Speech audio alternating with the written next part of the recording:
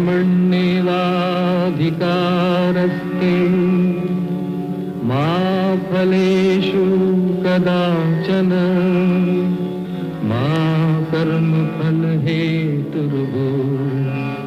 मा ते संगोऽस्तविकर्मणि।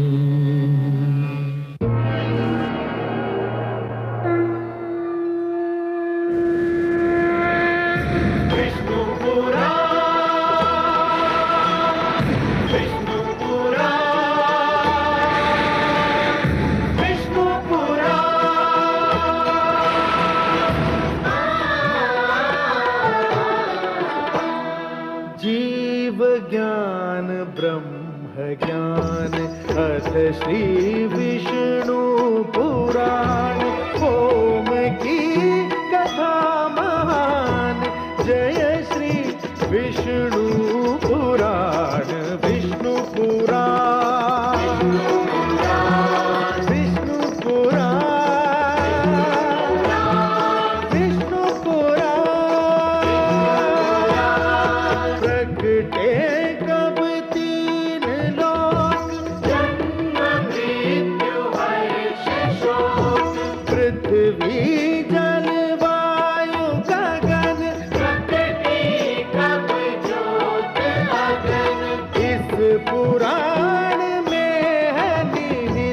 जप तप और योग ध्यान विष्णु पुराण विष्णु पुराण विष्णु पुराण। मैं मां हूं, धरती मां। अपना हित किसे प्रिय नहीं, अपनी ख्याति कौन नहीं चाहता, मगर इस संसार में कितने हैं जो परहित के लिए त्याग करने को तैयार हों, जो दूसरों के लिए संकटों से टकरा जाएं, जो जन कल्याण के लिए बड़े से बड़ा बलिदान दे सके। जब भगवान शिव ने लोक कल्याण के लिए सागर मंथन से निकला विष अपने कंठ में रोक लेने की हामी भरी, तो मैं आश्चर्यचकित रह गई। ये महान कार्य केवल शिव ही कर सकते थे। मुझे लगा कि शिव बनने के लिए विष पीना ही पड़ता है। मैं भगवान शिव के इस अद्भुत त्याग पर झूम झूम उठी, परंतु विष से अमृत की प्राप्ति के बीच की यात्रा में अभी क्या क्या होना है, सागर जिसे रत्नाकर भी कहते हैं, उसके गर्भ में कैसे कैसे अनमोल रत्न हैं, उन्हें देखने के लिए कौन व्याकुल नहीं होगा। नारायण नारायण।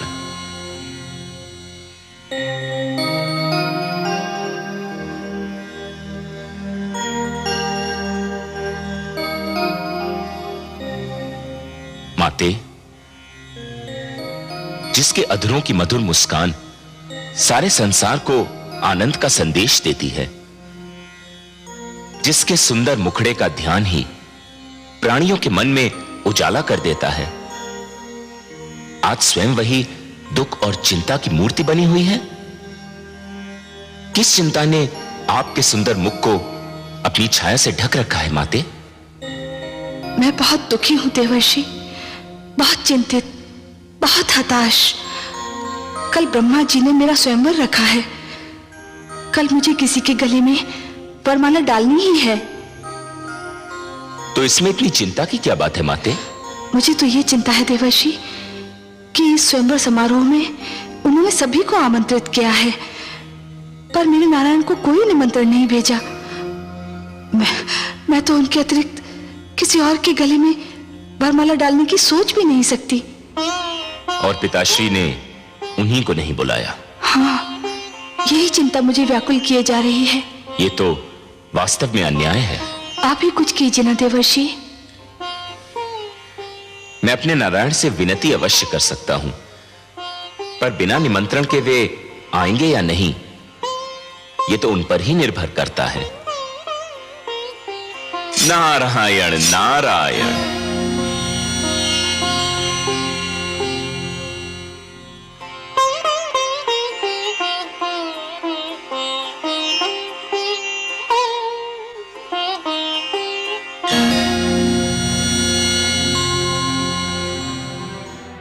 गुरुदेव, चंद्रदेव नहीं आए अभी तक। संध्या की बेला हो गई है, बस उदय होने ही वाले होंगे।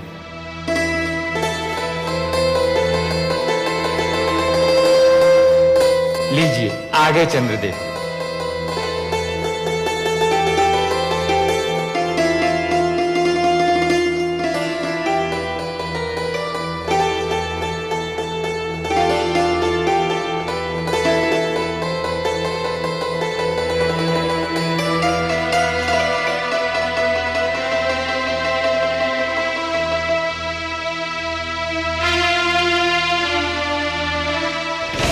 हे ब्रह्मा, मेरी समझ में नहीं आ रहा क्या कारण समय को नष्ट किया जा रहा है। जिन दानवर देवताओं को आमंत्रित किया था वे सब तो आ चुके हैं, अब देर किस बात की? स्वयंवर आरंभ कीजिए। हे अतिथिगण, आज सृष्टि में एक नई प्रथा की नींव डाली जाने वाली है, जिसका नाम स्वयंवर है।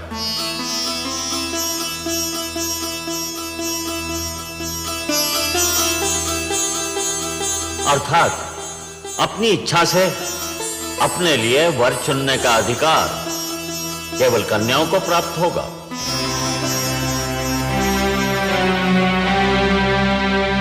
सागर पुत्री के हाथों में जो पुष्पमाला है, इसे ये उसी के गले में डालेंगी जिसको ये अपने योग्य समझेंगी, जो इनका मनभावन होगा।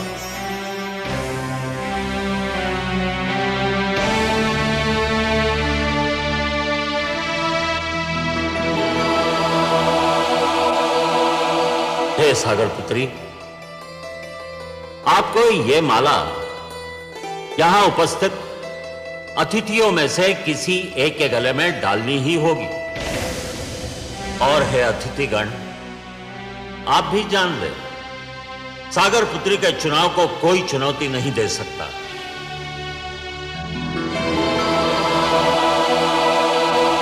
ये जिसे चुनेंगी उसी को इनका अंतिम निर्णय समझा जाएगा। उस पर कोई विवाद नहीं करेगा, किसी को भी आपत्ति करने का अधिकार नहीं होगा।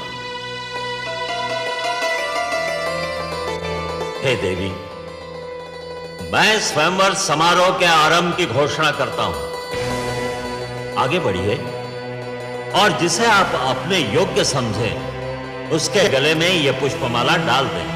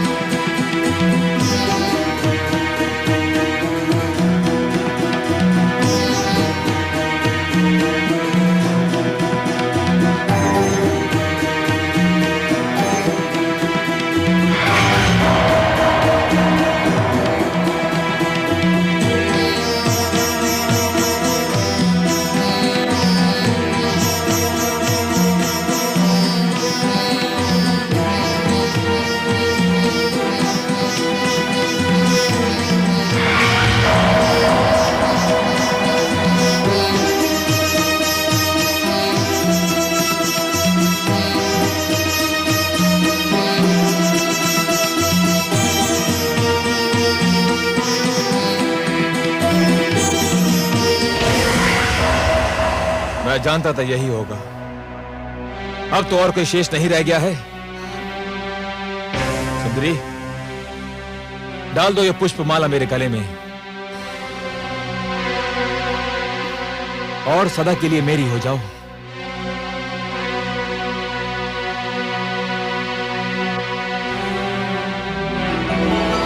सुंदरी, इतना विलंब क्यों?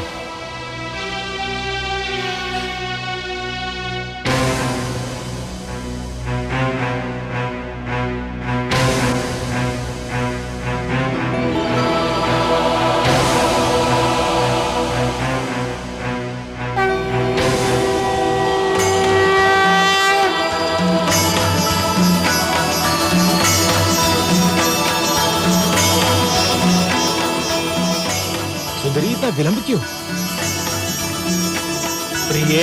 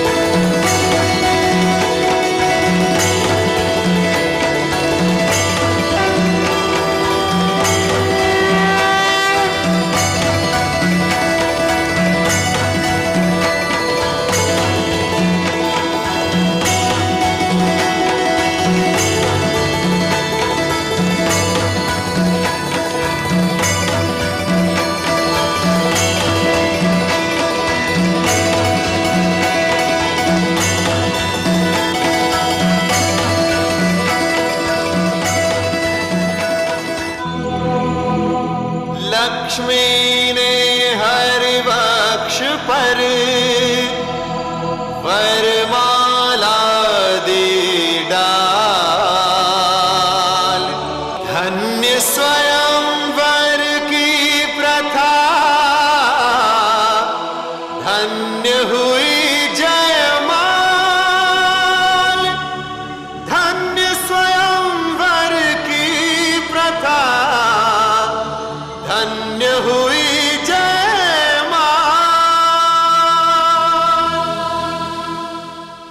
लक्ष्मी नारायण की, लक्ष्मीपति की, लक्ष्मी नारायण की, लक्ष्मीपति की, लक्ष्मी नारायण की, लक्ष्मीपति की। स्वागत है सर्वेश्वर। स्वागत है माता। आइए।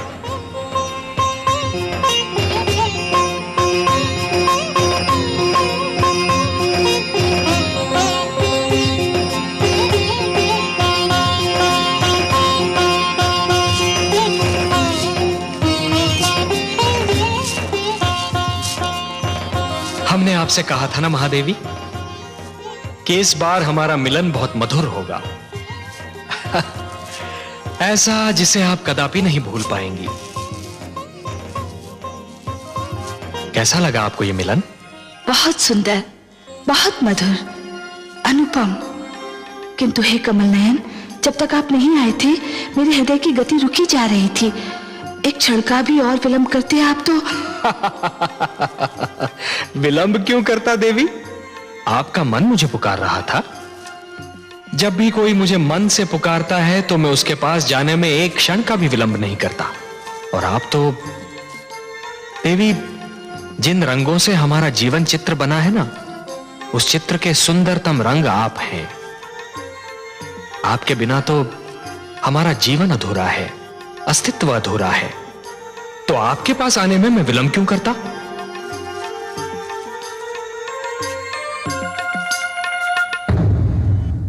मैं मां हूं, धरती मां। श्री विष्णु ने अपना वचन निभाया।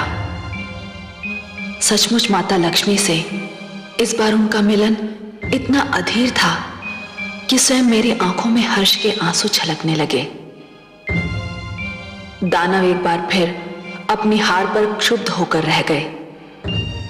वे शायद इसके बाद मंथन पर भी तैयार न होते, पर दैत्य गुरु शुक्राचार्य अब अपने लिए अमृत पाने को इतना व्याकुल थे कि उन्होंने अपने दैत्य शिष्यों को सागर मंथन में सहयोग देने पर विवश कर दिया। मंथन फिर आरंभ हुआ। सागर ने अपने गर्भ में छिपे अनमोल कोष लुटा दिए। समुद्र की तह से कामधेनु निकली। ऐरावत, अश्व, कल्प वृक्ष जैसे अनमोल रत्न निकले, पर प्रतीक्षा तो थी अमृत की, उस पदार्थ की जो मृत्यु की मृत्यु है। और फिर वो घड़ी आ ही गई।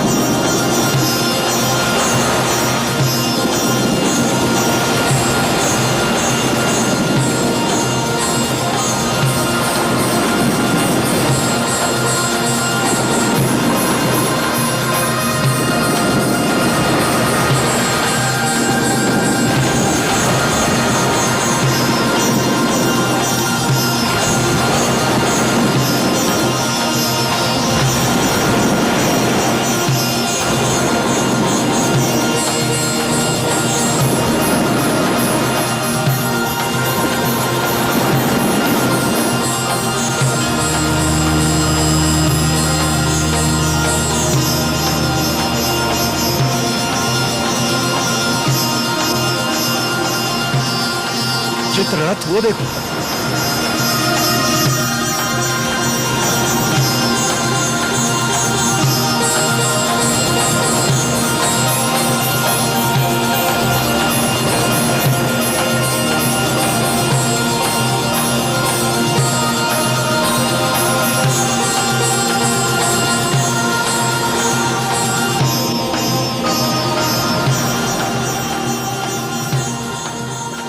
उस कलश में अवश्य ही अमृत होगा। अमृत? अमृत?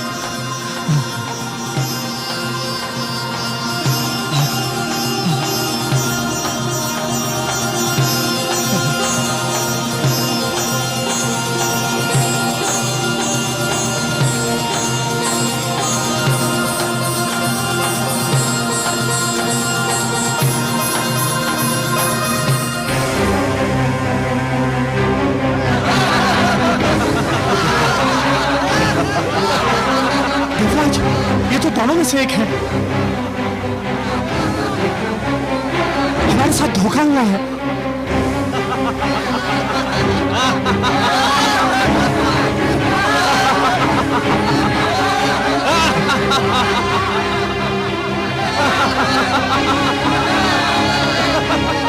देवराज, दानव तो अमृत लेकर भाग गए। अब तो संजीवनी मंत्र उनके गुरु के पास है और अमृत उनके हाथों में। यह तो सर्वनाश हो गया देवराज। हमारे साथ भयंकर छल हुआ है। अब क्या होगा?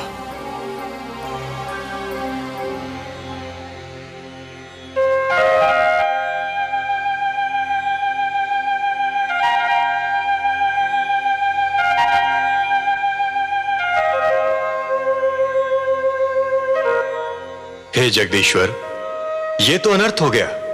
दानव अमृत कलश लेकर भाग गए। संजीवनी और अमृत दोनों की शक्ति पाकर तो वे समस्त सृष्टि का सर्वनाश कर डालेंगे। असंभव। यह असंभव है देवराज। यदि संसार पर दानव संस्कृति का राज हो गया तो सृष्टि की रचना का सारा उद्देश्य ही समाप्त हो जाएगा।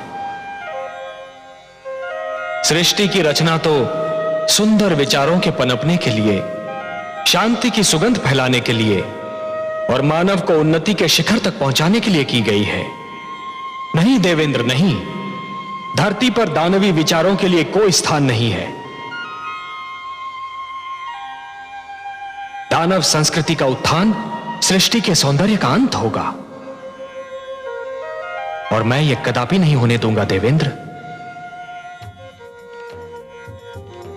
आप चिंता न कीजिए, अमृत पर केवल देवताओं का अधिकार है, और अमृत कलश को आप तक पहुंचाना मेरा उत्तरदायित्व। हे त्रिलोकीनाथ, आप चाहें तो क्या नहीं कर सकते। यह आशा लेकर ही तो हम आपके चरणों में उपस्थित हुए हैं।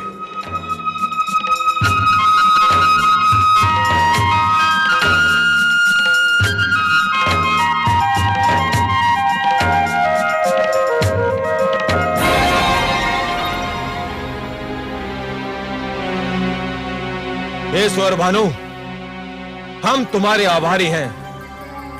आज तुम्हारे कारण देवताओं को ज्ञात हो गया कि यदि हम दानव छल पर उतर आए तो देवता हमारे आगे ठहर नहीं सकते। छल विद्या में हम दानव देवताओं से कहीं आगे हैं।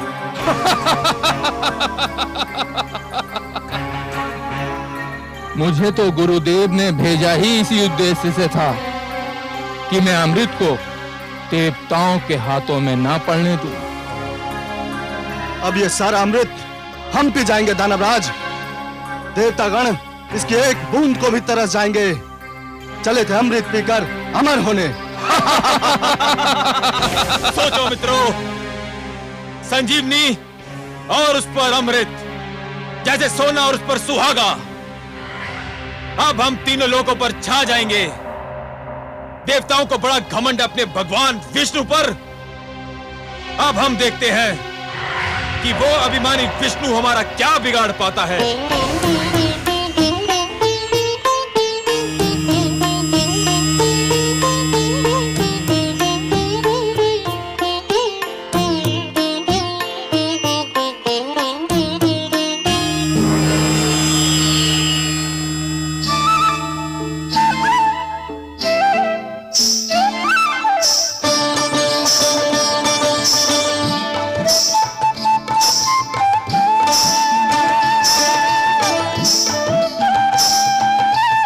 कलश स्वर भानु और अमृत का वितरण आरंभ करो।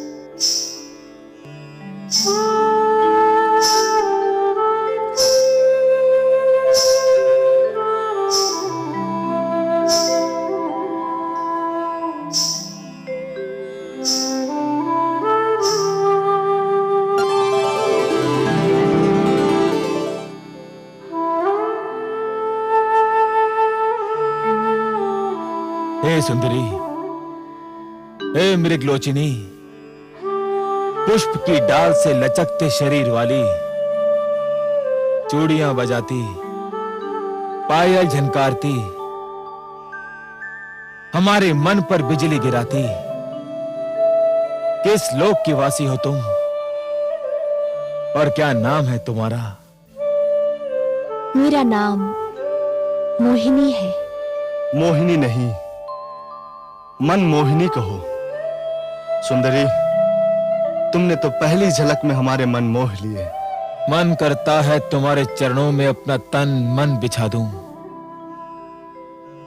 तुम्हारी बल खाती काया पर पूरा दानव लोक लुटा दूं। इतने सुंदर स्वरूप से हमारे मन को छलने वाली तुम्हारे दर्शन पाकर हमारे नेत्र धन्य हो गए। यद्यपि तुम्हारा आना मेरे लिए सौभाग्य और गर्व की बात है, परंतु मेरे सभागार की शोभा बढ़ाने का उद्देश्य क्या है? मैंने सुना है कि तुम दानवों ने अमृत प्राप्त कर लिया है। तुम्हारे गुरु के पास संजीवनी मंत्र और तुम्हारे पास अमृत। अब तो कोई तुम्हारे सामने सिर उठा ही नहीं सकता। शक्तिशाली को कौन प्रणाम नहीं करता। इसलिए मैं तुम्हें इस दोहरी सफलता पर बधाई देने आ गई। ऐसे नहीं सुंदरी, ऐसे नहीं।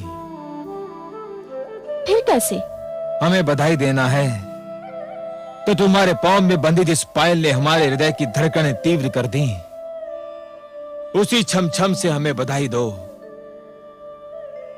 तुम्हारी जिस बोली ने हमारे मन की वीणा के तारों को छेड़ दिया, उसी बोली द्वारा हमें बधाई दो। अपने सुंदर मुखड़े को दमका के, अपनी कंचन काया को लचका के हमें बधाई दो। तुम जैसे महाशक्तिमान की इच्छा पूरी न करूं, मुझ में ये साहस नहीं।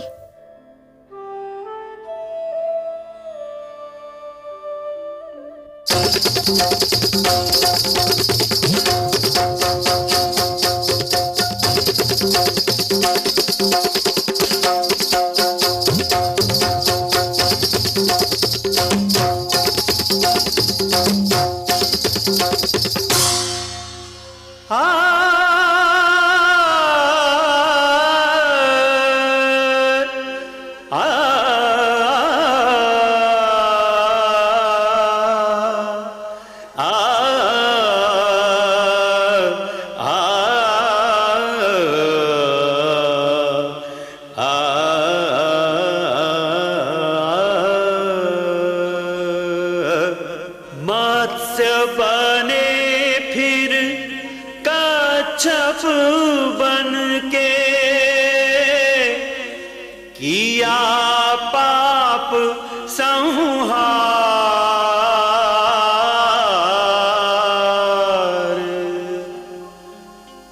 अब नारी के रूप में प्रगटे, जग के पालनहार।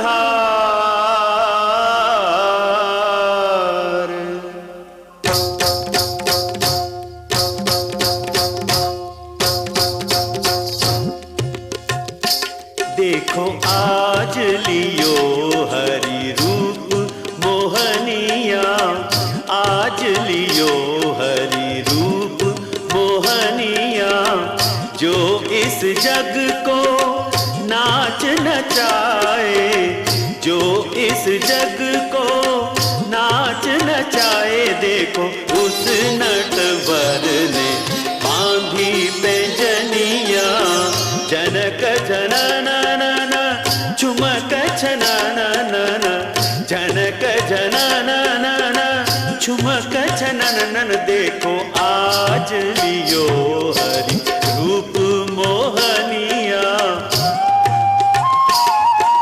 निसा निसा रे सारे पग मरे सा निसा रे धा नि प म ग म नि द प नि सा रे पग मरे सा निसा रे मरे सा निसा रे मरे सा निसा।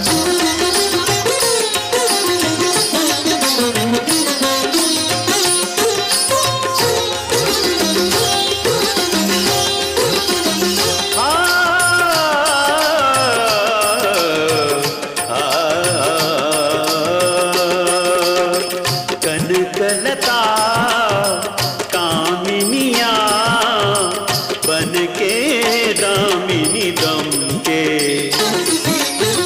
छलियों को छलने को मोहक रमणी बन के, हृदयों को व्याकुल कर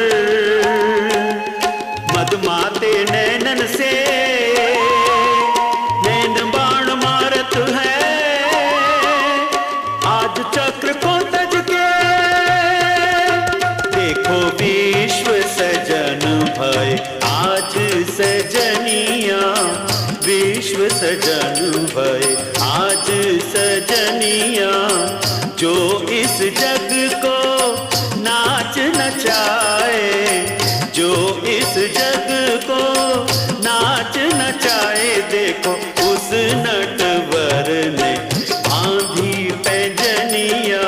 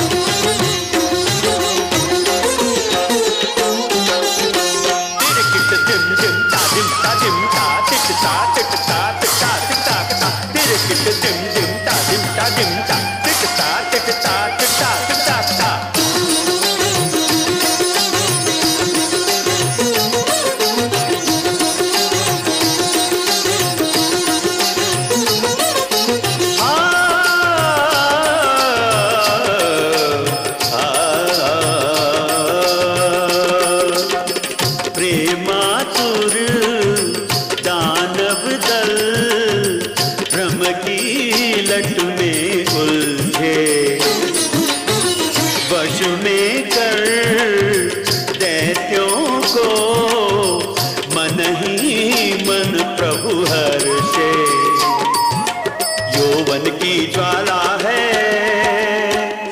चितवन की हाला है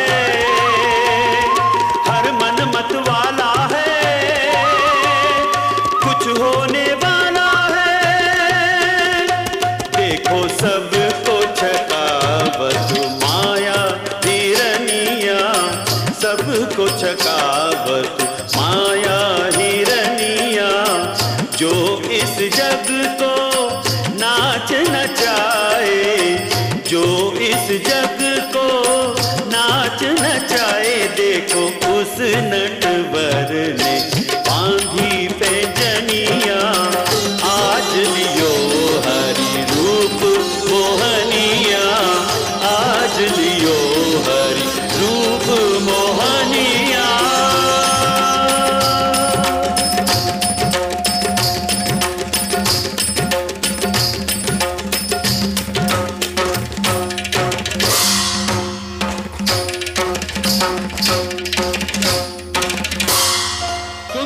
अति सुंदर। हे सुंदरी, अमृत पाकर हम बहुत प्रसन्न थे।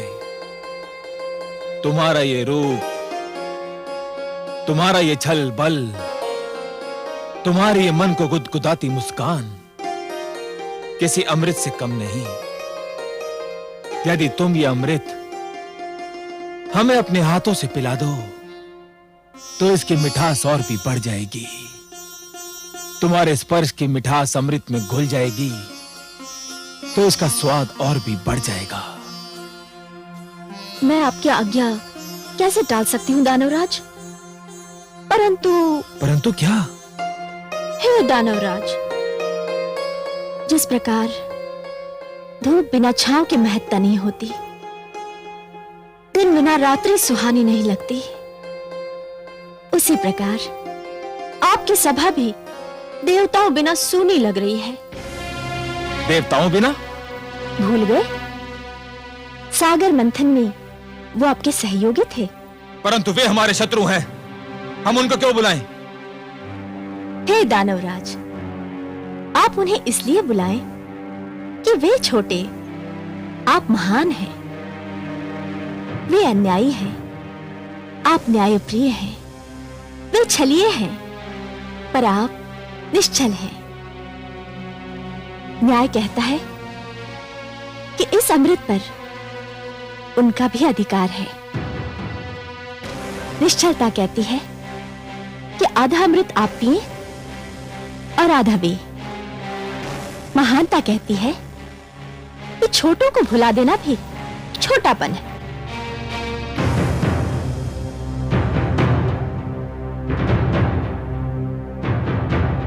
हे कमल नयनी, तुमने हमारे मन को हर लिया है। तुम्हारी बात टालना हमारे वश की बात नहीं। पर चल, देवताओं को बुलाया जाए।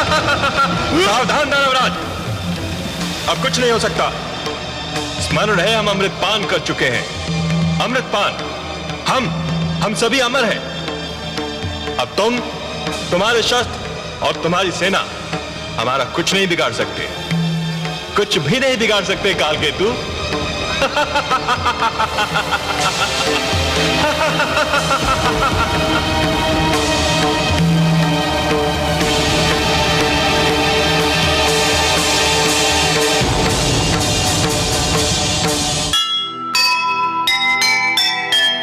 एक नहीं उसकी चली, हारा फिर एक बार।